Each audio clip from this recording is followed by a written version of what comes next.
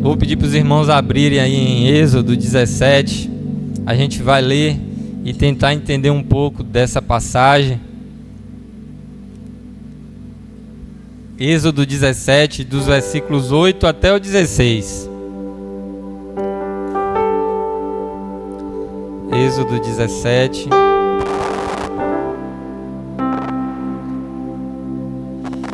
Êxodo 17, 8. Amém? Glória a Deus.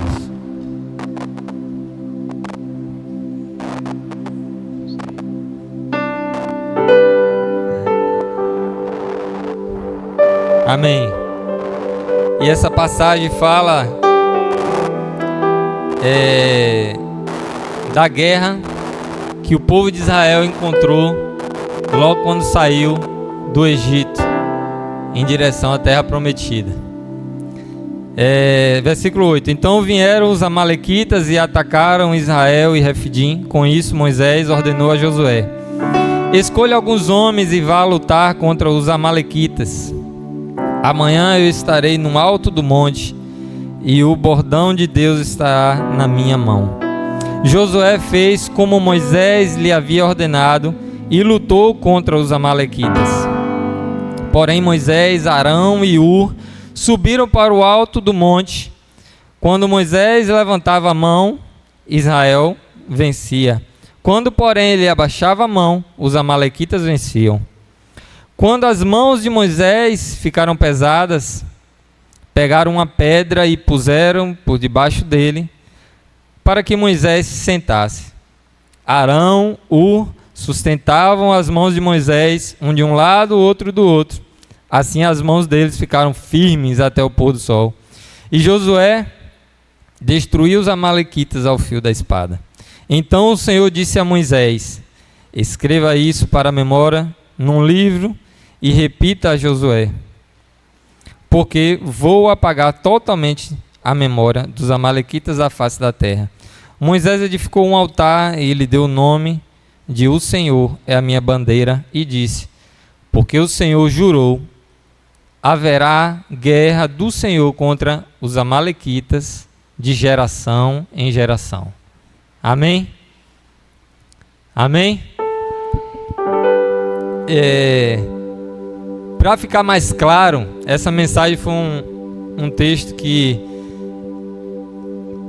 ano passado a gente estudou com o pessoal da Equibalo, e eu senti de falar sobre isso nessa noite, porque estamos iniciando um novo ano, um novo ciclo, e tem um ditado aí fora, né, que diz que a Bahia só entra no eixo depois do Carnaval. Então a gente tá retomando algumas atividades agora da igreja, dos departamentos, e eu achei essa mensagem interessante para trazer bem no início do ano. E eu queria chamar os meninos aqui. Os meninos já conhecem a mensagem, Bita, Moisés. Irmãos, vocês entenderam essa passagem, mas para ficar bem clara nas nossas mentes, vamos supor que esse menino aqui, sai do teclado aí, meu filho. Oh, Jesus. Esse menino aí é Moisés. Moisés, senta aí, Moisés. Não pode sentar agora não, Moisés. Como foi aí o texto? Aí, Arão e Hur, certo? E ali é Josué. São os personagens desse texto. Tá bom? E aí, como foi que isso aconteceu, irmãos? Vamos analisar. É a primeira guerra que Israel enfrenta logo de cara quando sai do Egito. A guerra contra os amalequitas. E aí Moisés diz para Josué o seguinte: Josué, a gente vai usar a seguinte estratégia de guerra. Você chama uma galera aí, chama Lorival, que é forte, e os outros aí, e vai lutar lá na frente da batalha, que eu vou subir no alto de uma montanha e ficar orando por vocês. É uma boa ideia? Josué, será que achou uma boa ideia? Pode ir lutar, que eu vou ficar lá do alto do monte. E aí, Arão e Hur subiu com Moisés lá pro monte. E Josué tá lá, se acabando na frente da batalha. E aí Josué tá lá, se acabando na frente da batalha, junto com, claro, os guerreiros. E aí as mãos de Moisés estão estendidas, intercedendo pelo povo de Israel. Só que se você ficar assim, por 5 minutos, não vou pedir para você fazer isso agora não, mas quando você chegar em casa, você tenta ficar assim, ó, por uns 5, 10 minutos. Isso aqui começa a doer. Parece que você está carregando 100 quilos aqui. E aí Moisés, claro, né? Cansou. E aí as mãos de Moisés foi caindo, foi descendo. E aí o povo foi perdendo. E aí Josué começou a perder gente. E aí os amalequitas começaram a matar o povo de Israel. E aí eles perceberam, Moisés também percebeu. Pô, quando eu baixo a mão, a galera perde. Então vou ficar de mão erguida. Mas aí Moisés já estava tremendo lá, sem conseguir mais ficar. E aí é que entre os auxiliadores, Arão e Hur, cada um segurou em um braço, né, de Moisés. Mas só que Arão e Hur também cansou, né? Todo mundo fica aqui, todo mundo cansa. Então eles pegaram uma pedra, o banquinho da irmã Rosilva aqui, com muito respeito, sente com cuidado. Aí sentou na pedra. E aí os dois ficaram sentados e sustentando a mão de Moisés. E aí, com a mão erguida, o povo de Israel prevaleceu e venceu. Incorporou mesmo. E venceu a guerra. Amém? Valeu, obrigado. Meus atores. E aí o povo venceu a guerra. Resumindo, foi isso que aconteceu. Certo? E aí, eu queria levar... Eu queria pensar um pouco sobre esse texto, vai ser bem breve, mas eu queria que a gente pensasse, quem foi o mais importante nessa guerra? Foi Josué que foi para frente da batalha? Foi Moisés que estava intercedendo com as mãos erguidas? Foi Arão que estava do lado direito ou foi Hur que estava do lado esquerdo? Vamos botar Arão e Hur como um só, né? Os auxiliadores.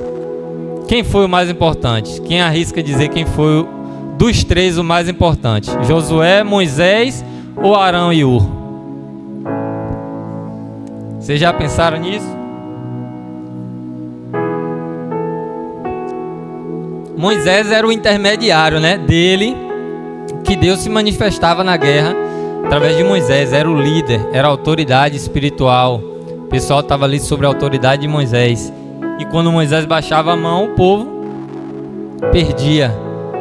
Então Moisés foi uma peça fundamental nessa guerra, não é verdade? Mas só que foi Josué que teve coragem de dar a cara para bater. Foi Josué que teve coragem de ir para a frente da batalha. Quem tinha o maior risco de morte, de morrer? Josué. E ele bateu no peito: não, meu líder, se você mandou, eu vou. Se você mandou, eu vou. E aí Josué foi para frente da batalha. E aí temos os personagens Arão e Hur nessa história.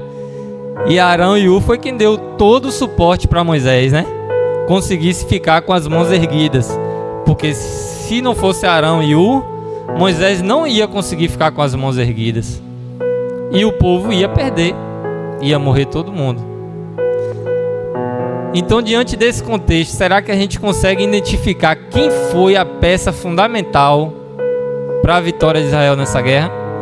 Será que a gente consegue identificar quem foi que... Ainda arrisco dizer, teve o quarto personagem. Sabe qual é o quarto personagem? Os guerreiros que estavam ali atrás de Josué também. Pessoas de coragem que foram à luta junto com Josué. Não pode ficar de fora, não pode deixar de receber as honras. Estavam também, né? Senão Josué não ia vencer uma multidão sozinho também. Então, são 4 pontos, 4 personagens aqui fundamentais para poder o povo de Israel ter êxito nessa batalha. E aí, diante disso, a gente pode estabelecer alguns princípios, a gente pode tirar alguns princípios dessa passagem. E o primeiro que eu coloquei aqui é que ninguém é importante mais do que o outro. Ninguém é mais importante do que o outro. No reino de Deus, ninguém é mais importante do que o outro. Josué podia pensar, enquanto ele está lá, enquanto eu estou aqui lutando, vendo a hora de morrer, ele está lá de boa, sentado em cima da montanha. Isso não é justo. Mas Josué em nenhum momento questionou isso. Josué obedeceu, foi forte, foi corajoso e fez o que tinha que ser feito. Fez o que tinha que ser feito. Fez o que o seu líder lhe apresentou. Fez o que estava às suas mãos para fazer. Fez o que lhe foi ordenado. Josué foi um cara sensacional. E eu queria ler um texto em 1 Coríntios 12. Você, se não quiser, não precisa abrir, mas preste muita atenção. 1 Coríntios 12, versículos 21 e 22, diz assim, ó: os olhos não podem dizer à mão, não precisamos de você. E a cabeça não pode dizer aos pés, não preciso de vocês. Pelo contrário, os membros do corpo que parecem ser mais fracos são necessários. Os que parecem ser mais fracos são extremamente necessários. O pessoal que estava auxiliando Josué na guerra, pegando na espada também, lutando junto, foram extremamente necessários.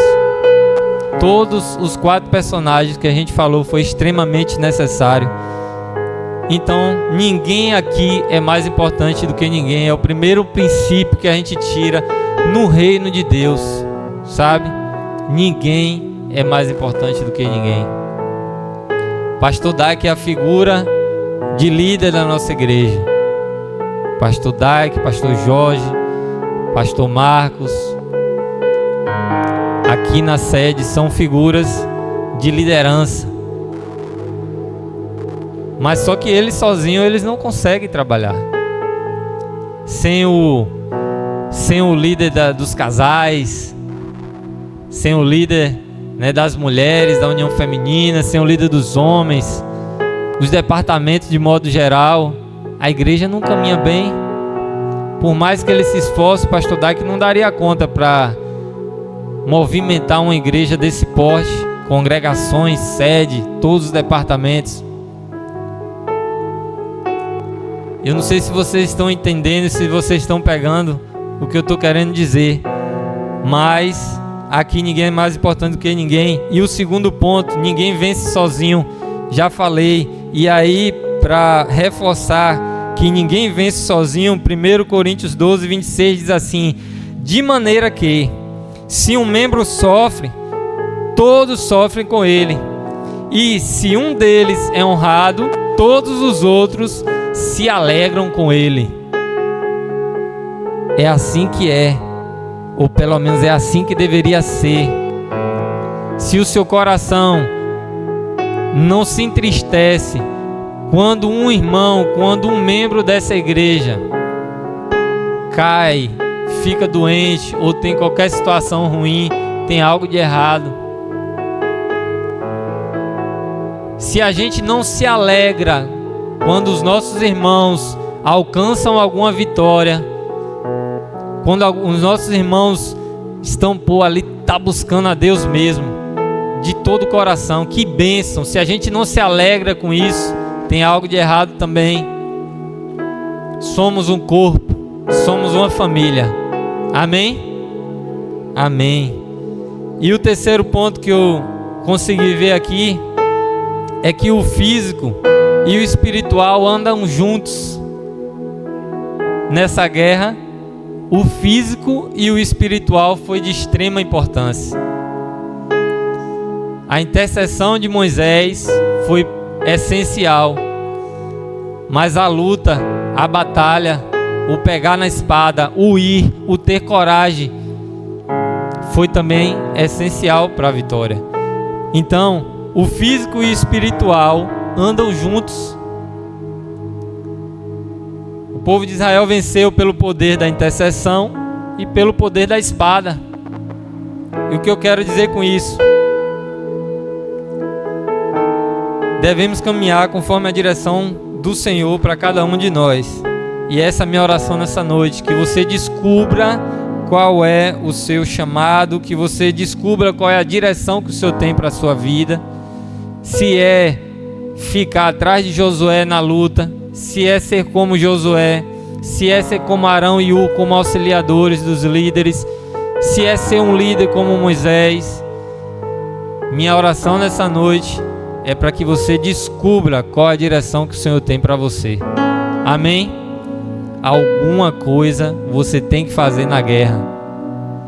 Você não pode sentar e simplesmente assistir. É necessário se dispor e se mover para que o espiritual se concretize no mundo físico, sabe?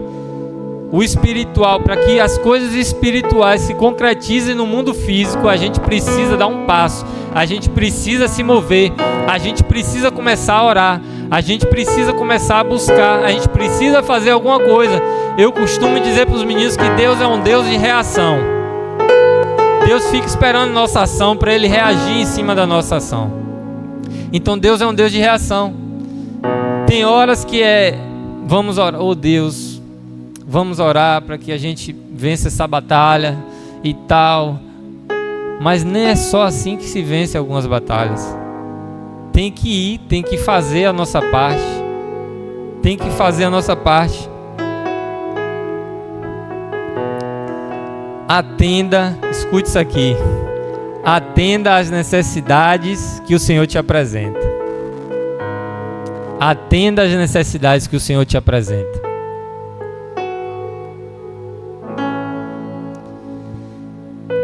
Eu falei recentemente sobre eu tenho me maravilhado com a vida de Neemias. Eu falei recentemente sobre Neemias no núcleo do Equibalo. E eu falei justamente isso. Atenda às necessidades que o Senhor te apresenta. Neemias, ele atendeu uma necessidade.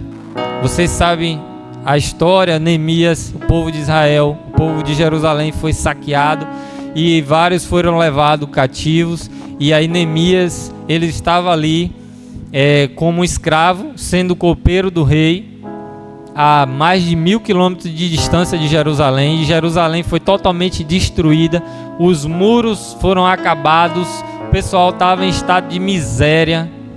E aí anos depois, o irmão de Neemias falou: não aguento mais ficar aqui nessa cidade sendo humilhado, e saiu e foi ao encontro de Neemias. Chegou lá, Neemias perguntou: ei, como é que está meu povo? Como é que está o pessoal de Jerusalém lá? As notícias foram as piores possíveis. O povo está destruído, o povo está em miséria, o povo está passando necessidade, humilhação, estão sendo humilhados. E aí a Bíblia diz que Neemias se entristeceu profundamente com aquela notícia. E o que foi que ele fez? Jejuou, orou, bateu no peito e disse: eu vou mudar essa situação. Pediu ao rei, o rei liberou ele, ele veio. E eu não vou falar muito sobre isso, mas Neemias conseguiu reconstruir os muros de Jerusalém e retomar a dignidade do povo de Deus naquele lugar. Porque ele poderia simplesmente ouvir a notícia de que o povo não estava bem e dizer o quê? Vou orar. Vou orar para que Deus mande alguém, para que Deus envie alguém, para que Deus abençoe aquele povo ali. Não é assim que geralmente a gente faz? Quando a gente descobre que tem uma pessoa passando necessidade, que tem uma pessoa passando fome, que tem alguma situação, às vezes a gente vou orar por ela. Sim, mas espera aí, coça o bolso aí, não tem nada que você possa ajudar? Não tem nada que você possa fazer? Não, vou apenas orar. Não estou tirando o crédito da oração. A oração do justo pode muitos seus efeitos, mas eu estou falando para você atender às necessidades que o Senhor te apresenta. Se a necessidade de alguém, ou de alguma pessoa, ou da igreja aqui, apareceu para você, seja o agente modificador dessa situação ruim. Se levante como Neemias se levantou. Neemias, irmãos, ele não ouviu a voz de Deus. Deus não falou com ele: é você que vai reconstruir os muros. Não tem nada na Bíblia que diz isso. Neemias não recebeu a profecia de ninguém dizendo: é você. Ele simplesmente atendeu a uma necessidade. Davi venceu Golias da mesma forma. Deus não mandou Davi lutar contra Golias. Não tem isso na Bíblia. Davi simplesmente se indignou com a afronta que o povo dele estava sofrendo e disse assim: é assim? Pronto, meu Deus é maior. Pode deixar que eu luto, pode deixar que eu vou. Eu sou o menor. Eu não sou capacitado para isso. Nem Neemias, nem Davi era capacitado para enfrentar o que eles enfrentaram. Mas eles sabiam no Deus que cria. E talvez você se ache incapaz para enfrentar o que você está enfrentando, ou o que você tem que enfrentar, mas covardemente não está enfrentando. Mas Deus, Ele capacita. Deus, Ele usa os mais improváveis. Deus, Ele usa os que são para confundir os que não são. Amém? Basta você atender às necessidades que aparecem na sua vida. Eu me lembro, só colocando um parênteses aqui, eu me lembro de quando a gente teve a ideia de construir um galpão aqui no fundo. A gente estava viajando, eu, pastor, irmã Hélia, pastor Daik, uma viagem bem longa. E aí no meio do caminho a gente estava falando: não tem condições mais da gente fazer os núcleos com os jovens e os adolescentes naquele salão. Tá muito quente, tá muito apertado, tá chegando muita gente. O que é que a gente faz? Surgiu a ideia: vamos construir um lugar no fundo da igreja, tem um espaço. Amém, vamos lá. E isso empolgou demais meu coração. Só que eu confesso para os irmãos, quando eu cheguei de viagem, que eu entrei aqui, que eu vi como estava aqui, eu falei: meu Deus, foi um balde de água fria. Será que vai dar certo? Muito mato, telha, areia, tal, tava. Mas era uma necessidade. Não tinha para onde correr. A gente precisava aumentar o lugar para chegar mais gente, senão não ia ter como multiplicar, crescer. E aí a gente fez um desafio para arrecadar 30 mil reais com adolescentes que a maioria não trabalham e tudo. E eu queria aproveitar aqui para louvar a Deus pela vida dos irmãos que ajudaram, que contribuíram, que contribuem até hoje. Já fizemos muita coisa, já demos o contrapiso, gastamos 4 mil e poucos reais. Já colocamos a cobertura, pagamos 23 mil reais, quer dizer, não pagamos ainda. Demos a entrada, dividimos em... Pronto, demos a entrada de 13 mil. Os 13 mil foram chegando, a gente fez um vídeo, colocou na internet. E aí o vídeo teve mais de 25 mil visualizações. E aí tem empresas e pessoas que doaram, que até hoje eu não sei quem é, não sei de onde veio. Tentei até, pelo nome da empresa, tentar descobrir para agradecer, até hoje eu não sei. É Deus que faz. Por quê? Porque eu sou bom? Não. Porque eu atendi a uma necessidade. Simplesmente por isso. Porque eu dei um passo para resolver uma necessidade do reino de Deus. Então, se você enxerga uma necessidade aqui, uma carência aqui, seja o agente modificador, seja o agente de Deus, para que tudo mude, para que tudo melhore. Amém? Por isso que quando você foi sentar aí depois do louvor, eu pedi para você colocar a mão no coração e dizer assim: eis-me aqui, Senhor. E você fez isso porque quis. Para uma igreja, irmãos, como essa continuar crescendo, a gente deve ocupar os lugares que o Senhor quer que nós estejamos. Amém? Vamos ocupar os lugares que Deus quer que nós estejamos? Se você puder dizer amém, vai ser bom. Vamos ocupar os lugares que Deus quer que nós estejamos? Amém, assim seja. E aí, caminhando aqui já para finalizar, Êxodo 17, que a gente leu, o versículo 16, diz assim, ó: porque o Senhor jurou, haverá guerra do Senhor contra os amalequitas de geração em geração. Isso aí eu confesso para os irmãos que me pegou, e eu tive que procurar interpretar e saber o porquê disso. Porque essa guerra que a gente dramatizou aqui vai existir de geração em geração? Porque o Senhor jurou, haverá guerra do Senhor contra os amalequitas de geração em geração. E aí eu fui ver que Amaleque significa o maligno, significa espírito de inveja, sabe? E são esse tipo de espíritos que atua na igreja tentando nos vencer até hoje. Está aqui, de geração em geração. E vai acabar na nossa geração? Não, é de geração em geração até a vinda do Senhor. Está escrito.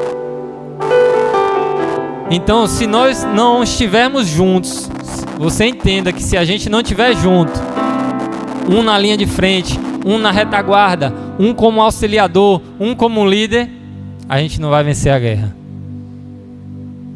Não venceremos a guerra. Porque existirá essa guerra de geração em geração. O espírito de Amaleque atua nos dias de hoje. E nós precisamos vencer essa guerra juntos. Amém? E qual é o seu lugar na guerra? Já parou para pensar? Você vai ser um intercessor como Moisés foi? Precisamos entender o poder da intercessão, porque tem batalhas que se vencem com jejum, com oração, não é verdade? Então quem você vai ser nessa guerra a partir de hoje? Presta atenção, quem você vai ser nessa guerra a partir de hoje? E aí? Vai ser Moisés como intercessor? Você vai ser um auxiliador da liderança, de quem está na frente? Você vai segurar o braço mesmo? Quando o líder estiver cansado, você vai ser um apoio? Você vai ser um auxiliador? Você vai ser um ajudador? Você vai ser Arão e Ur nessa igreja? Quem vai ser você? Moisés, ele tinha muitos auxiliadores ao longo da jornada dele. Por isso que ele foi um bom líder. Ele teve o próprio Arão e Ur. Ele teve Jetro, que foi seu sogro, que deu um conselho espetacular para Moisés. Disse: meu irmão, divida a carga, senão sozinho você não aguenta. Moisés teve Josué, foi seu sucessor, homem de coragem, que estava ali porque deve é. Não, é para lutar, é para ir morrer. Não, estou aqui. Eis-me aqui. Não podemos ter medo, irmãos, de assumir responsabilidades. E por que eu falei que essa mensagem é muito boa para se pregar no início do ano? Porque não devemos ter medo de assumir responsabilidades. Às vezes eu percebo que na igreja tem muita gente sobrecarregado, enquanto outros, me perdoe, não faz nada. Analise se é verdade ou se não é. Não podemos ter medo de assumir responsabilidades no reino de Deus.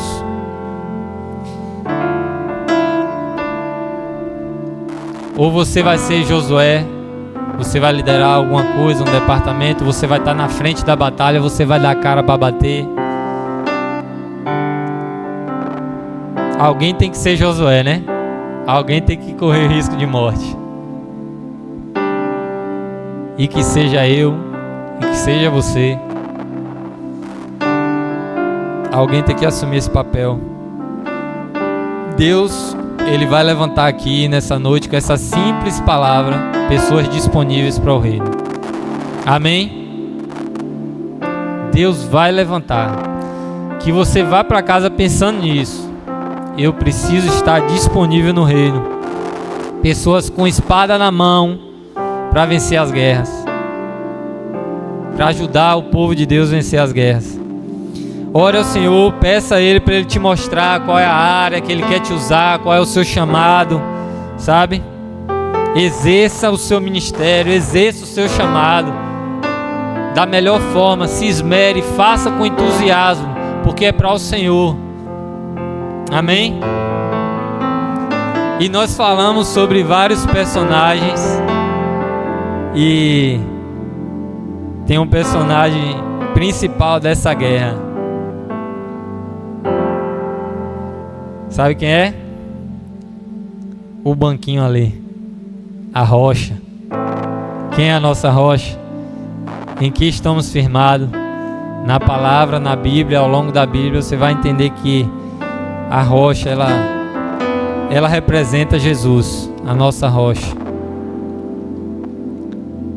Ele é o nosso intercessor, Ele é o nosso auxiliador, Ele é o nosso escudo, Ele é a nossa espada nessa guerra. Amém?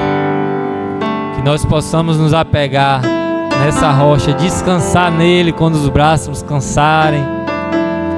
É árduo, é difícil, mas temos uma rocha para que nós possamos descansar. Temos uma rocha que é o nosso intercessor, que é o nosso auxiliador, que é o nosso escudo, que é a nossa espada. Amém? Glória a Deus. Vamos ficar em pé.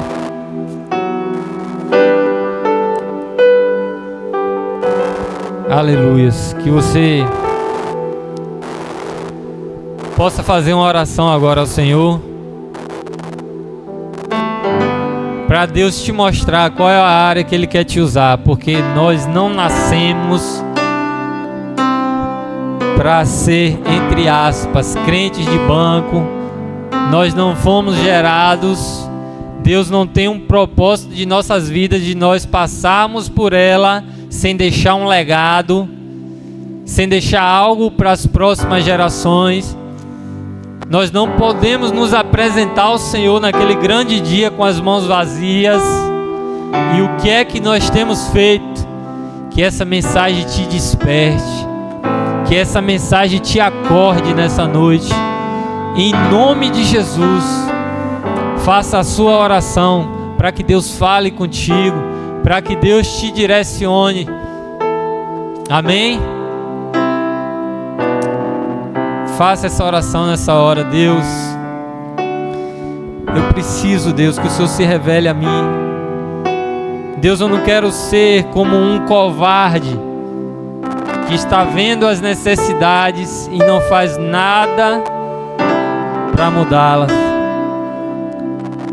Deus, eu não quero ser como um covarde. Pai, acha em mim uma pessoa corajosa, destemida, assim como Neemias, assim como Davi, assim como Josué, Deus, e tantos outros personagens da Bíblia que simplesmente atenderam a uma necessidade. Muitas vezes não ouviram nem o chamado do Senhor, muitas vezes ninguém falou com ele, mas ele entendeu que havia uma necessidade e ele se colocou disponível. Eis-me aqui, Senhor, para sanar essa necessidade no teu reino. Usa-me, Deus, de forma sobrenatural, em nome de Jesus. Que você possa colocar realmente agora de forma bem consciente a mão no seu coração e dizer: Senhor, eis-me aqui, Deus, eis-me aqui, Senhor, para o que deve é. Eis-me aqui, me direciona e me usa para a tua glória, em nome de Jesus. Amém. Vamos dar uma salva de palmas para o Senhor. Obrigado, Jesus, por esse privilégio e por essa oportunidade, em nome de Jesus. Aleluia. Glória a Deus.